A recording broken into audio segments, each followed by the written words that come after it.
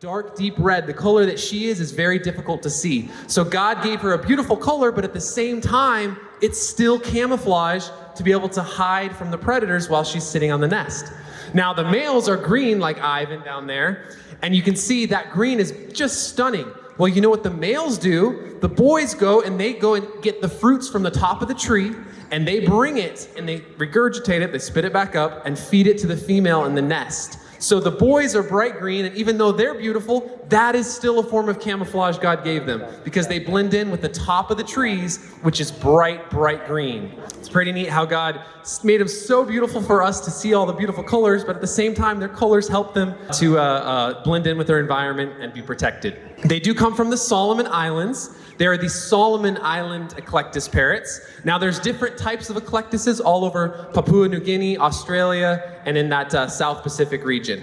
But these specifically are Solomon Island Eclectus. So something else interesting about this parrot, who knows, I'll take someone's raising their hand, who knows what normal parrots eat? Fish? Some birds eat fish, that's a good guess, but not normal parrots. Fruit, that is right. Normal parrots eat lots and lots of fruit as well as seeds and nuts. But this kind of parrot cannot eat normal ripe fruit. So the way God designed it is it has a digestive system that is about twice as long as a normal digestive system for a parrot of this size. Its intestines are longer, its whole stomach area is just different. It's built very different. And because of that, they will absorb more of the sugar and more of the fat of everything that they eat. So they cannot eat those sweet fruits. It'll actually result in a lot of different diseases. And they're designed to eat unripe fruit. Fruit that is green, fruit that has not fallen from the tree. And even that is an intelligent design because this parrot is smaller. It's not protected from a lot of other predators. And so it stays at the very top of the trees. It does not come down to the ground. It doesn't come to the middle of the trees. It stays at the very top. And you guys know what fruit is at the very top of the tree? It's the green, unripe fruit. So it's just showing how intelligent God was when he designed these. He just made it perfect. They stay at the top of the trees. Their digestive system is developed to be able to digest the fruit right at the top of the trees. They have the colors that help them camouflage the males and the females in their respective roles. It's just absolutely amazing to see what God has done with these. Now I got to tell you guys something kind of funny, and that is that people are actually teaching parrots to use smartphones, believe it or not. There's a community of people. What they do is they teach them to use their tongue because their tongue is kind of like the texture of a finger. And they can then learn the passcode to smartphones. They can tap it in with their tongue, and then they can go to FaceTime or other video calling apps, and they can call their best parrot friends. But there's a kind of a couple problems with that. One of them is that they're finding out that parrots get addicted to smartphones just like humans. And so they won't leave the smartphone alone. So there are not as many people that do that with their birds anymore. But something else they observed when they started doing that is that parrots actually developed closer friends as well as friends that they didn't care about quite as much. So similar to humans, they have best friends as well as just okay friends. What they would do is they would call certain parrot friends every single day, multiple times a day. And then other parrot friends they would call every once in a while, just when they felt like it. So they form different attachments and different bonds, just like humans do. But these beautiful colors, actually, let me come down so you guys can see her colors up close. They're just stunning. And you can check, she's got some blue around her eyes. Now, something funny is when colonizers went to the Solomon Islands, they brought back some of these Solomon Island Eclectus parrots. And when they brought them back, they thought because the red and green ones look so different, they thought they were a separate species. And so what they did is they actually separated them out, and for an embarrassingly long time, about 50 years, they thought that they kept wondering why the parrots wouldn't produce, and it was because they had all the males with males and females with females. How fast do they fly? That is a good question. I don't know miles per hour how fast they fly, but they fly pretty fast. That doesn't answer your question, but if you've ever seen maybe like a pigeon, they don't fly quite fast like a hawk or something, but they fly a little bit slow like a bird like that. Do they migrate? They don't migrate. They stay in the same place year-round and similar to the place where they were hatched. So they stay in the same environment all the time. Okay, so we're gonna leave both of the parrots up here, and we'll let them stay there as long as they're well behaved. If they try to fly off, or if they start trying to do things to each other, or if they scream. If they scream, we have an issue because Ivan over there, he likes to scream for attention. So when we bring other animals out, he'll scream because he wants all the attention to himself. So we give him 3 strikes. So you guys can help us. If he's up here and he screams 3 times, he has to go back into his kennel because we want to teach him not to be a little bit of a brat. So we want him to be very well behaved and not get attention when he screams. All right, so this is Blossom, and I'm actually going to, Kylie's gonna have you guess what animal you think this is. All right, raise your hand if you think you know what animal this is. What do you think? An anteater? Raise your hand if you think she's an anteater. What do you think? A ring-tailed coati. All right, raise your hand if you think she's a ring-tailed coati. Okay, so she is a coati. She is sometimes called a ring-tailed, sometimes called a mountain, but she is a coati, and she is related to raccoons. So if you were thinking raccoon, you were close. If you were thinking coati, you were absolutely correct. If you were thinking anteater, you were a little bit off. She does kind of look like an anteater with that really long nose. She uses that nose to dig. She's very good at digging holes, and she will dig those holes to look for worms or grubs to eat. She is also very good at climbing. So that long tail she has, she uses that to help her keep her balance whenever she's running around on the tree limbs. And then she also has special ankles that allow her to climb in a unique way. Can I have everybody go like this for me? Okay, try to touch your arm. Okay, try to touch your arm the other way.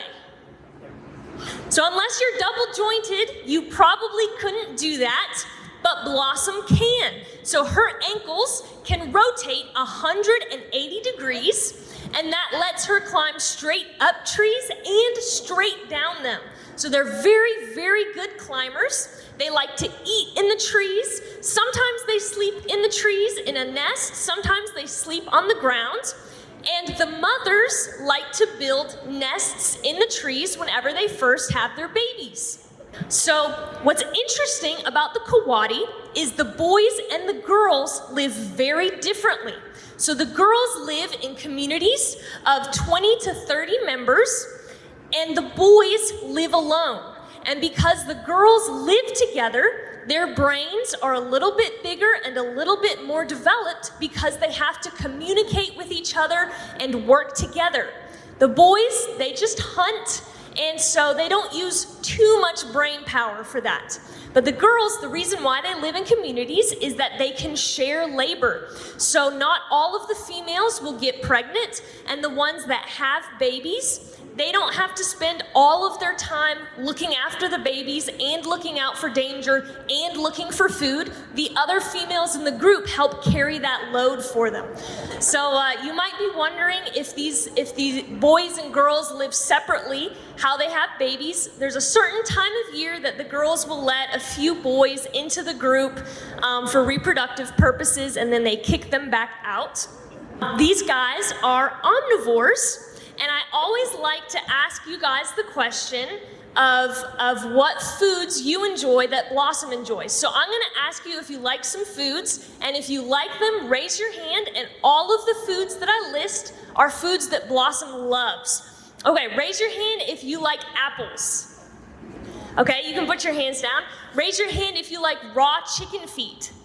Okay, you can put your hand down. Raise your hand if you like little clementine oranges. Okay, you can put your hands down. Raise your hand if you like eating worms and bugs. All right, raise your hand if you like eating blueberries. Okay, raise your hand if you like eating dog food. All right, raise your hand if you like eating bananas. All right, raise your hand if you enjoy eating raw eggs. What about boiled eggs? Maybe a few. So all of those things Blossom loves. In the wild, the boys, they will hunt rats, frogs, mice, birds, and the females tend to forage more. So the fruit, they'll steal eggs out of birds' nests. They'll get in big groups and forage for bugs to eat. All based on how they live. All right, does anybody have any questions about blossom or coatis in general? Where do they live? So they live in the mountains of South America. Some of them live in the Andes Mountains. Some of them live all over. There's several different types of coatis, and they all sort of mix together, and you can find them all over South America, Central America, and some parts of the southern United States. Yeah. Where did you get Blossom? Where did we get Blossom? What zoo was she from? Where was it? South Carolina. She came from a South Carolina zoo. So we're a licensed zoo, so we're able to network with other zoos, trade animals. All right, so the next animal that's coming out has been known to kill lions in Africa. I have to assure you, everybody here is perfectly safe. Even if she were to come close to you, you would be safe. Porcupines cannot shoot their quills. That's a very common myth. They cannot shoot them. They can release them once they have stuck them into an animal or a person, but they don't become a projectile. So Charmin, she's coming around, and she may sniff your feet. She likes to do that. So she is an African crested porcupine, and she has 3 different types of quills. The first type of quill is called the kill quill or the danger quill, and that is what she uses to defend herself. So how she might kill a lion in Africa is if she saw the lion coming, she would start running away. But she doesn't run very fast or very far. She just runs enough to get the lion to start chasing her, and then she comes to an abrupt stop, sticks her quills out, and the lion runs straight into them. And these quills are hard, and they're very sharp, and they are able to impale the lion, and if they impale in just the right spots, then the lion will pass away. If the lion sees the porcupine first and is able to sneak up on it, then the lion wins because the front half of her is just hair. So those are the danger or kill quills. The second type of quill, when she comes around, you'll see that she has long, skinny white quills sticking out farther than the rest of the quills. Those are her whisker quills, and she uses them the same way that a cat would use its whiskers. They help her get her bearings and know where her quills are in space. So she can tell if an animal is getting too close, she can tell how far away from an animal she needs to be before she can quill them, stuff like that. And then the last type of quill is on her tail. It will be sort of hard to see. It's shorter, it's a little bit bigger around, and it's more hollow. And when she shakes her tail, it makes a noise. It's called the rattle quill. So those are the 3 types, and there are quite a few differences between this porcupine and the North American porcupine, if you guys are familiar with that one. One of the biggest differences is the quills. So North American porcupines, they have barbed quills, and their purpose is once they get stuck in an animal, they do not come out and they cause an infection. The African crested porcupine, it's like a needle. They go in easily, they can come out easily, and their purpose is to do damage upon impact. They're not really designed to stick around and cause an infection. Another big difference is the North American porcupine is an herbivore. It mostly eats plants, whereas the African crested porcupine will eat meats and plants. It's more of an omnivore. And then size is another difference. So the North American porcupine is smaller than the African crested one. In fact, the African crested porcupine is the 2nd largest rodent in the world. All right, do we have some volunteers who would like to try feeding Charmin? So since Charmin is a rodent, that means that she has to chew on things to keep her teeth worn down. Rodents' teeth, the 2 in the front and the the two on the front and the top and the bottom, they never stop growing. So they have to chew on things. So for example, a beaver would chew on wood, a prairie dog would chew on grass. They like to chew on things that are in their environment. So the African crested porcupine, does anyone want to guess what they might chew on in Africa?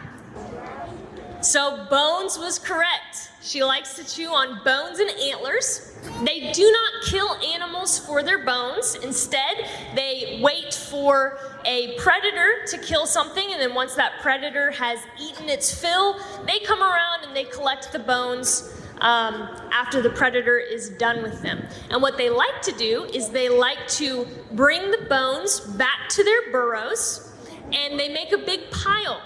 And it's sort of like decorating, but more useful because it's not just there to make the burrow look pretty, it's there so that they have something easy to access whenever they feel like chewing. Now, one question we get fairly often is, do the danger quills have poison in the tip? They do not. Instead, they have antibiotics in the tip. And that's because the porcupine lives underground in a burrow with its family members. So can you imagine what would happen if their family members got an infection every time they were accidentally poked? So God is so smart when he designed them. Their quills can kill animals, but they don't hurt each other even when they accidentally poke each other because of those antibiotics. So it's very interesting. All right, so our next animal sometimes gets a little bit mixed up with porcupines. These are African pygmy hedgehogs, and you guys can touch them if you want to. They are very pokey, so you want to be gentle. So just a couple differences between these and porcupines. One, size. So both of these hedgehogs are full grown. You can see they're much smaller than the porcupine. And they're also not related to each other.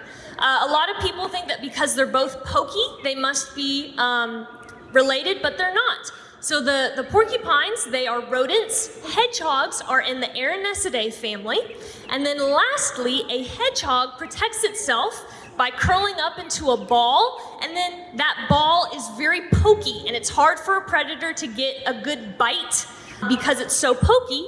It does not really ram its spines into an animal, though, like the porcupine. And it also cannot choose to release the spines. So the spines will sometimes fall out like hair, but they can't release them the way a porcupine does.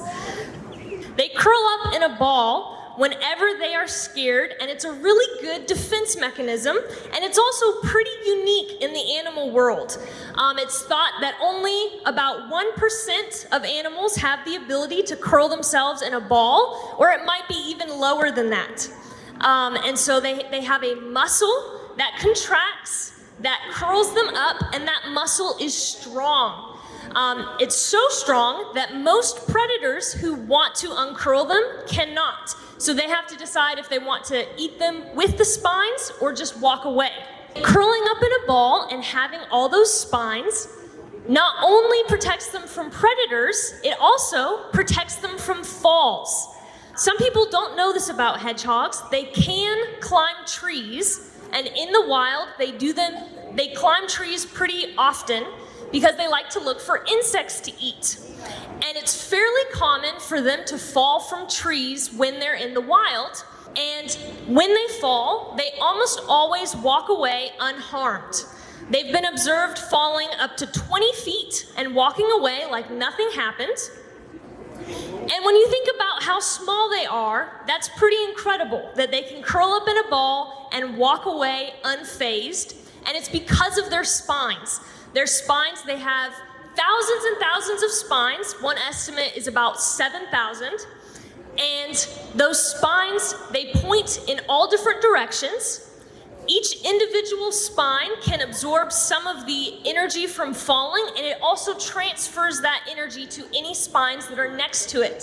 So there's some very interesting research going on, designing helmets that better absorb shock. So current helmets, They can absorb the energy of direct hits to the head, and they can protect the brain from that. But if there's any sort of rotational energy, they are not as good.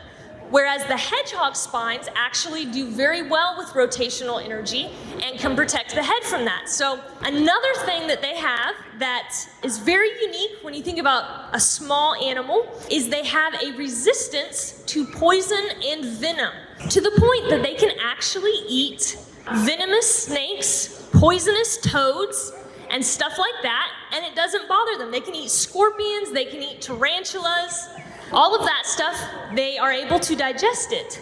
Now, these guys, they do something sort of interesting called self-anointing, and that's when they chew something up and then spit it all over their spines. Their tongue is long enough and their back is flexible enough that they can reach anywhere on their spines with their tongue and put a little ball of spit anywhere that has spines. And there's two theories for why they do this. One is it helps them blend in so that they smell more like their environment.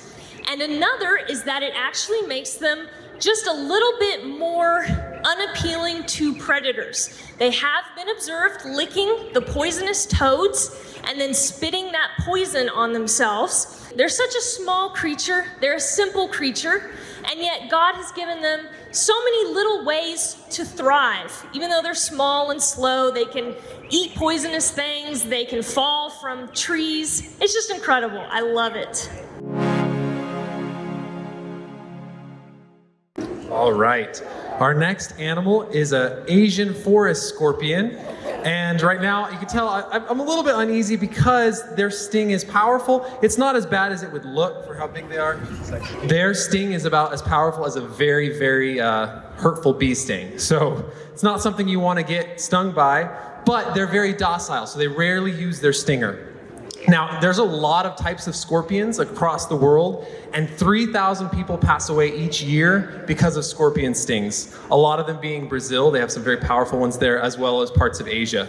So this is an Asian forest scorpion. So like I said, its sting isn't as powerful, but it is still, it does hurt if you get stung. I've never been stung by him, so I just don't want to, and I'm a bit of a wimp when it comes to pain. So now, there's some interesting things, because when God created all the animals, he created them perfect. They weren't hurtful. They weren't in any way scary like this animal. But then when sin came into the world, things changed. So who knows? In heaven, we'll see what scorpions look like in heaven. We'll see how that changes things. But around here, they have some pretty sad things that they do. So they like to prey heavily upon small rodents, as well as other bugs, insects, arachnids. And how they will try to attack them is they will go and they will take them with their pinchers, and they pinch them, and they hold them with their pinchers, and then they take that tail stinger and they whip it around, and it whips around, and it comes and it'll inject a little bit of venom inside of the prey.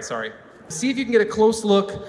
Not too close, and you'll notice he has a bunch of hairs. So these guys actually don't have good eyesight. The only thing that they can see is different shades of light. And so they rely heavily on those little hairs to sense vibrations. Some people even say they can sense heartbeats in other animals. And because of those little hairs, that's when they know when to act. They can attack their prey.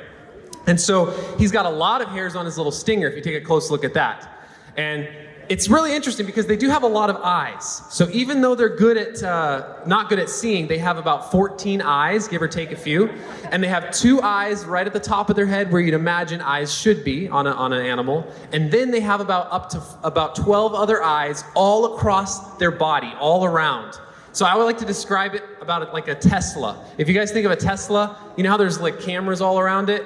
That's what the eyeballs are like on this scorpion. They're all around its front half of its body, so it can see all around, except for, like I said before, it doesn't see very well. It's more just shades of light that it can see. They are also very interesting when it comes to giving birth. Normal animals give birth, about, a few months or something, unless they're a big mammal or they're a human. These guys, their gestation period is between 5 and 12 months. So the mama scorpions are carrying around their babies, their eggs inside their body for up to 12 months. And it's all dependent on their environment. So if they're getting a lot of food, if they're getting a lot of warmth, they feel protected, they'll have the babies in about 5 months. But if they're not feeling protected, they don't get a lot of food, they're gonna wait to have those babies up to a year. And when the babies are born, they're born out and they climb onto mama's back and they will ride her back until they molt, their first molt. So molting is where they shed their exoskeleton and a new one will harden. That's how they grow. So these guys, the babies are safe until that molt. The moment they go through the molt, then the mama tries to eat them, so they have to leave. They have to leave immediately. Now, these guys, there was something I have to tell you about is when you put a blue light over them, they actually will become white, like almost iridescent at night. And a lot of people are trying to speculate why that is. So some theories are that when that light is shining on them, it's the same light that the moon produces. It turns them white in the dark. That other scorpions will see that and they know that it's too light out to go out and to be able to look for food. So they're still trying to prove if that's the correct theory about these guys. So if you give us a moment, we have to put the birds back for our next animal and just get a few things prepped, but we'll be right back.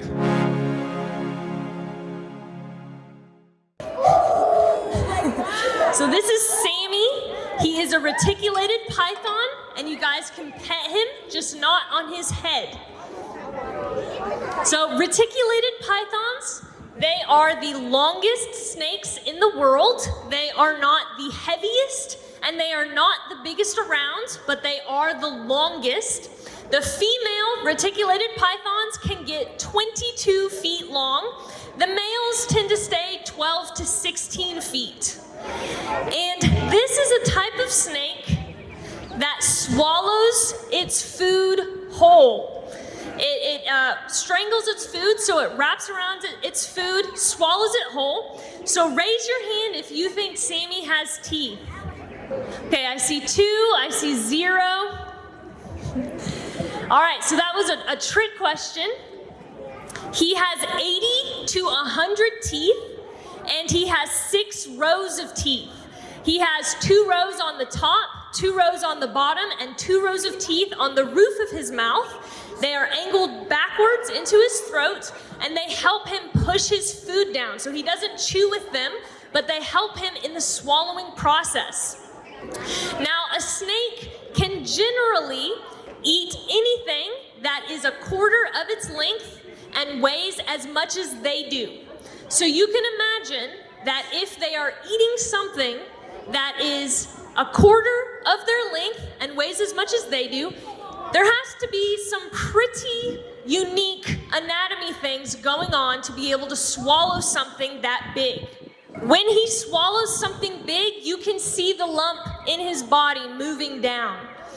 So snakes typically have one lung that does most of the work. Some snakes only have that one lung. Some have 2, and one of them is less developed. And instead of being side by side, they are stacked on top of each other. They also do not have a diaphragm. So their heart can move out of the way while they are swallowing something. Now, a diaphragm is very important for breathing. So you might wonder how they're able to breathe without a diaphragm controlling the pressure. They have muscles in their ribs that do the same thing that a diaphragm does in us, and they don't use all of the muscles at once. They can use different segments of their rib muscles to accommodate swallowing something big. So it's incredible the way that they're able to swallow stuff. God really thought of everything. Another interesting thing about them, they lay eggs, of course, and because they're reptiles, they are cold-blooded. And what that means is usually the environment they are in determines the temperature of their body. So if they're somewhere sunny and warm, their body is warm. If they're somewhere cool or shady, then their body is cool. Now, reticulated python eggs have to be kept at a steady 90 degrees Fahrenheit. So you might wonder how a cold-blooded animal would keep its eggs at the same temperature long enough to incubate them.